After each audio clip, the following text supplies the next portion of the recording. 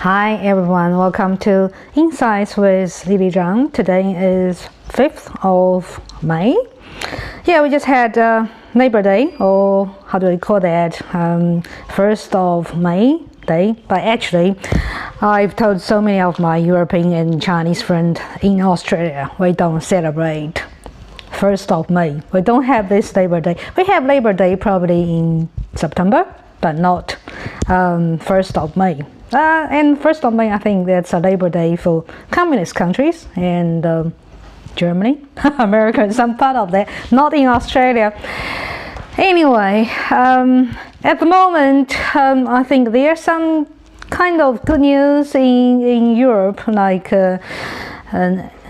in UK and France. Quite a lot European countries just gradually open up, and the European Union is talking about open up for international tourists. So this kind of relief, like Europeans or my German friends, eventually they probably starting open up. But today, I think I'm going to talk about my worries, my concerns. I think the most difficult part or most dangerous part now the world facing is India. If you think 2020 is bad, the pandemic is bad, I think 2021 is going to be worse. It's just going to be. I think India become another hot spot of the pandemic, and this is the worst part of the pandemic. Well, this year, and with the vaccine, everybody has the false sense of relief or hope. Of course, I need hope. Everybody needs hope. We hope the vaccine can save us. Like Israel, they've already kind of achieved herd immunity, or UK. But I think it's probably a little bit too early. And with India, I just have the sense that the worst part of the pandemic is yet to come. Well, when I say this, I feel sad. I'm in Australia, there's no cases here. Well, they have cases, but all imported from overseas, mainly from India, like 8 or 9 out of 10 overseas cases imported into Australia are from India, and I already got the sense. It's very bad, very, very bad in India. Here we've seen all of that in our news. And we've seen how they burn their bodies and how their medical system collapsing. But even like this, number one is their official numbers. They only, India's confirmed official numbers are 20 million. And their death rate is about 200,000. But actually, everybody knows India has been lying about that. Those numbers are underreported, and India's real number is at least 5 to 10 times. I would say probably 10 to 20 times higher than that. That means about 200 million Indians already infected, and the death rate is about close to 2 million, 2 or 3 million, maybe higher, because we only see the big cities, and there are large population in their countryside not even being reported. And how bad India is, it's their, I don't know how to describe that. They have the second largest population, but actually their population under the poverty line is probably the largest of the world. I think for the whole country, at least like 2 to 300 million people under poverty line, and also their medical resources. It's among pretty much the worst of the world. Their medical budget, the ratio of to their GDP is among like 150 ranking, 150 behind that in the world. So India basically at the moment is the best melting pot of the virus, of the coronavirus. That's why they have the double variant, even triple variant. So they have the new variant, and it's going to continually coming out of India because of the large population. Also, another very bad part is the Indian immigrants. The Indian immigrants probably form the largest immigrant group to most of the countries: America, Canada, Australia, New Zealand, and Europe. I think total amount more than 30 million, the immigrant group, and they've been flying over all over the world. And Indians' pandemic control is probably among the worst. And the worst of that is their government control. They just full of lies. Like in February, because it's just a time bomb, and they have the false sense of well under control of their first wave. Like 2020 for India, not too bad compared with China, Italy, or even Germany. India seems under the water. They're not detected, but I would use the word under detected. It's their disease is undercurrent. So they had the worst part of that is the lies, the false belief of the government already control the disease. That's the worst part. And they've been politicalized. In February, actually, they have already had the surge in cases of the disease. And the government, Modi, this is their election year, and they started celebrating the control of the pandemic. And they started nationwide election campaign. So that's why in March, it's already probably not been widely reported. In March, that's why in India, they started a mass celebration of religious, they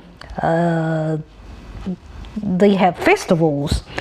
We've already seen the pictures or videos about the thousands of millions of people jumping into the river to wash. They have all sorts of religious festivals, and they have mass political election campaigns without any protection. I didn't see anybody wearing masks or keeping the distance. Indians basically in February and March, they had the false belief of, wow, Indians come out of this pandemic and victory of the coronavirus. What a joke! What a joke! What we witness now is the consequence of Indians' false belief of the victory over the pandemic. And now in April, Indians' pandemic become the world news, and that's just the consequence of their ignorance, of their stupidity, of the very bad leadership and management.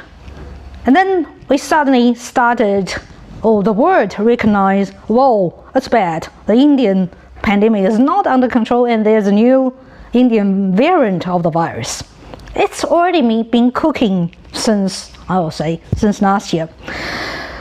Well, every country started closing, shut down the Indian flights, and Australians been facing that. And the Australian government did very well. Actually, they shut down all the flights from India. But there are some oppositions criticize Australian government's behavior. Well, I'll say anybody criticize that, you go to India, you bring the oxygen thanks to India to help them. Of course, we should help them, but honestly, I don't know which country can help India, how we can help India. Well, my parents, they both been vaccinated. We kind of, and most of, I think, in Europe, many countries believe by the end of June or July, the vaccination will be cover most of the population and they can achieve herd immunity. Well, I've got another bad news.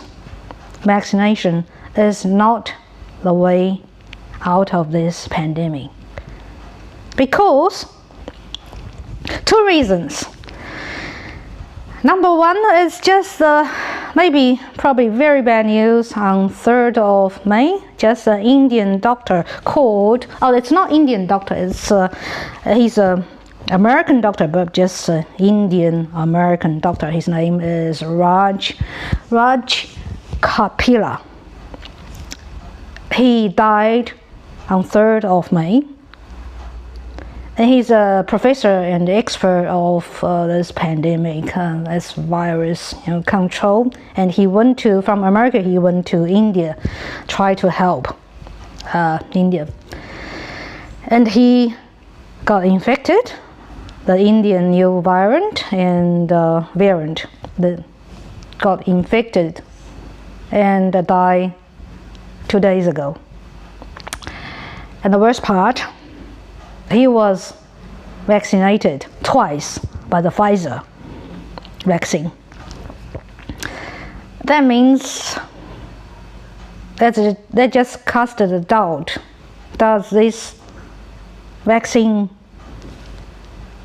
work? Of course it works, but with the new, because the speed of variant virus, the mutation of the virus is very fast. I don't know, maybe Indians has already got a double or triple or fourth mutation of the virus. We don't know. But it's just a brilliant example that vaccine is not the savior of the disease. Another medical term, quite technical, is called ADE factor of the vaccine. That means ADE means antibody dependent enhancement. You can check, you can Google ADE of the vaccine. That's the short form of the vaccine. That means vaccine give us protection because it triggers the immune system to create antibody of the virus. But on the other hand, the vaccine triggered antibody in our body, on the other hand, might enhance the virus, especially the variant of the virus, to attack our cells. Put it simple, the vaccine might become a Trojan horse, become the helper, enhancement of the virus to attack our body. That means the vaccine, on one hand, can help us, can trigger our immune system to fight the virus. On the other hand, facing new mutation of the virus, the vaccine can become a helper or enhancement of the virus to help the virus to attack our normal cells. So it's, I would say, vaccine basically is double-edged sword. At some stage, help us protect us against the virus. Sometimes, maybe, well, we already see the example. The vaccine will help the virus on the other become a traitor to help virus attack us again. It's not just my understanding. Actually, on the clinical trial of all the vaccine, even the Pfizer or AstraZeneca, stage 2, stage 3 clinical trial, they all mention this problem of vaccine, or any vaccines got this problem. It's called ADE, antibody dependent enhancement. That's the character of the vaccine. Okay, well, so is there any way out? Well, I'm not very pessimistic, but I can't be optimistic at the moment. I just feel this, we are going to be with this pandemic for a long time. We haven't seen the light of the tunnel yet. And I just got the feeling, well, I sincerely hope I'm wrong. I just feel with the Indian pandemic, we haven't seen the worst of the pandemic yet. It's coming. It's just like a perfect storm. It's coming.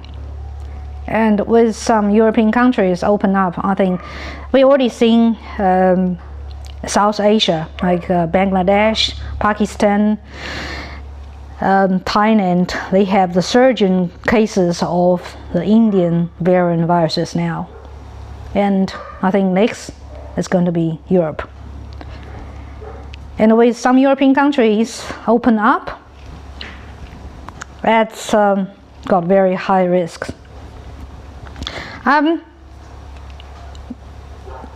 With Australia and New Zealand,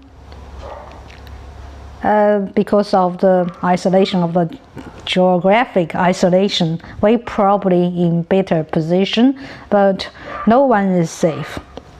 No one is safe at the moment. We already heard Sydney's got community infection cases already, although not many, but it's already there. So no one's safe. I believe it's going to be a long fight. It's going to be a long fight with this pandemic. That's why I just warn my parents, stay at home. Try, although Australia is such a safe place, but please, we still have to be very cautious. The perfect storm is yet to come. And I understand so many people, so many countries already had fatigue of the knockdown of the pandemic. But just like 100 years ago, the 1918 Spanish flu, we are experiencing probably the largest pandemic of human history. 2020 definitely is going to change the course of history. Whatever we've seen in 2020 is going to be continue for a couple of years. I just think the lifestyle, the business, the industrial trends in 2020 is going to be continue. We are going to see more and more isolation, lockdowns. We're going to see the divide. The world is going to be divided. The gap between rich countries and the poor countries is going to be bigger. I think rich countries will have vaccine and of course the medical resources to against the pandemic. But poor countries, especially India, Southeast Asia, Latin America, they are going to suffer a lot. We're going to see lots of people getting very, very sick, and we're going to see the economic meltdown, a social uprising in many countries. So many countries will be, especially poor countries, will be in big, big trouble. And of course, those industries like tourism, airlines, retails, I think the trend the declining trend is not going to reverse for a couple of years. And after that, maybe irreversible. And I just feel, that's why I was saying 2020 is going to be the change of history. So also I have a feeling, it's just when one species reaching some certain level of population, nature always have some way of control it. This is very sad. Just like dinosaurs, I do believe the population of the world may be reaching that point. Regardless of where this virus comes from, it's going to be non-fight for humanity with this virus.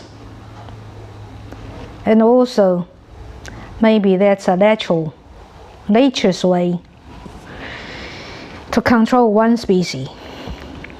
It's not, I know it's not a very good word.